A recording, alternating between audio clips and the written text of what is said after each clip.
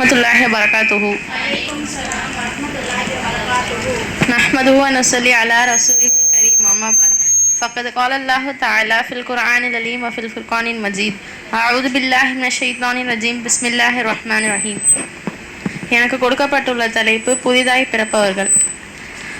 ஹஜ் அப்போ பாவங்களெல்லாம் மன்னிக்கப்பட்டு பிறந்த குழந்தைங்களை போல அவங்க புதுசாக மாறிடுறாங்க.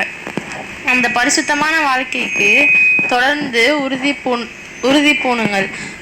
ஹாஜி என்ற பட்டத்துக்கு ஆசைப்படாமல் நம்மளோட நற்செயல்கள் எல்லாம் ரகசியமாக வச்சுக்கணும்.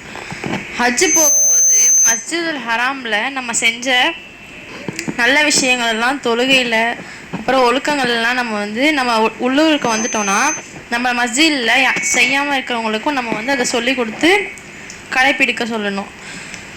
துவாக்களை நம்ம தொடரணும். மக்காவில் எப்படி இறைவனிடத்தில் அழுது ஒவ்வொரு தேவைகளுக்காகவும் துவா கேட்குறாங்களோ அதே மாதிரி வாழ்க்கையில் முழுவதும் நம்மளுடைய தேவைகள்லாம் ரப்பிடத்தில் மட்டுமே தான் கேட்கணும். இணை வைப்பவர்களிலிருந்து விலங்குகள். காபாவில் எப்படி அல்லாஹை தவிர வேறு யாரையுமே வணங்காமல் இருக்கிறாங்களோ அதே மாதிரி உலகத்தில் எந்த மூலையிலுமே இணை வைக்கும் காரியங்களில் நம்ம ஈடுபடக்கூடாது. ஹஜ்ஜு இஸ்லாத்தில் 5 கடமைகளில் ஒன்று. அல்லாஹ்வுக்காக நம்ம செய்யப்படும் ஹஜ்ஜு ஒரு முஸ்லீம்களின் வாழ்க்கையில் மிகப்பெரிய ஆன்மீக மாற்றத்தை ஏற்படுத்துது. நபி ஸல்லல்லாஹு அலைஹி வஸல்லம் அவங்க சொல்கிறாங்க, ஏற்றுக்கொள்ளப்பட்ட ஹஜ்ஜுக்கு சொர்க்கத்தை தவிர வேறு கூலி இல்லை.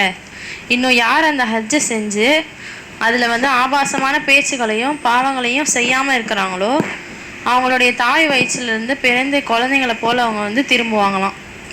அப்புறம் ஹஜ்ஜிலேருந்து திரும்ப வந்தவங்களை எப்படி நம்ம நடத்தணும்னா அவங்கள அன்போடு நம்ம வரவேற்கணும். அவங்களுக்காக அல்லாஹ்விடத்தில் துவா செய்யணும்.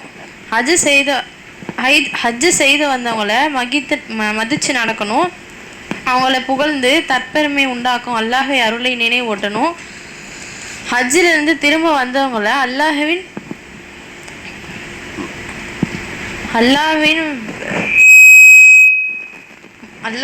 மதித்து அவங்களுக்காக அல்லாஹ்விடத்துல அவங்களுக்காக துவா செய்யணும்.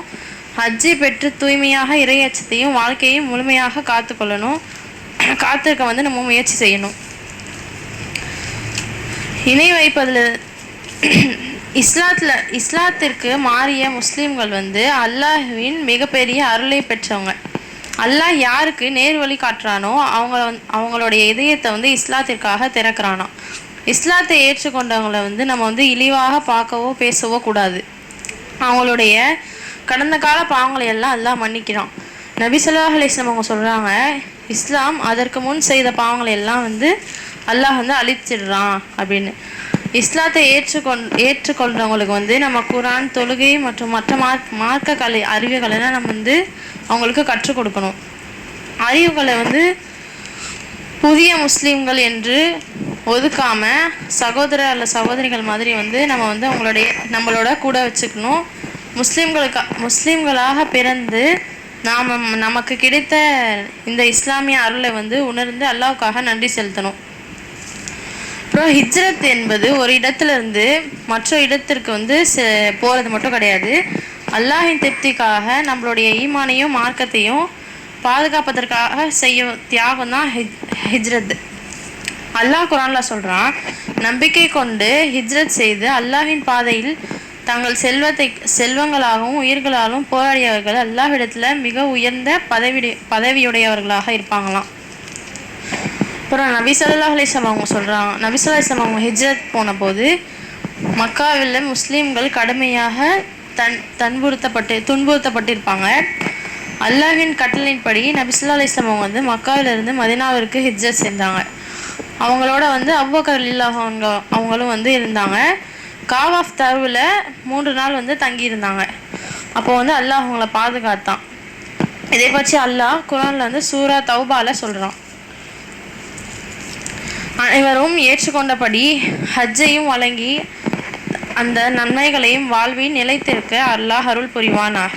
ஆமீன். வாஹ தாவானா அல்ஹம்துலில்லாஹி ரப்பில் ஆலமீன். அஸ்ஸலாமு அலைக்கும் வரஹ்மத்துல்லாஹி வபரகாத்துஹு.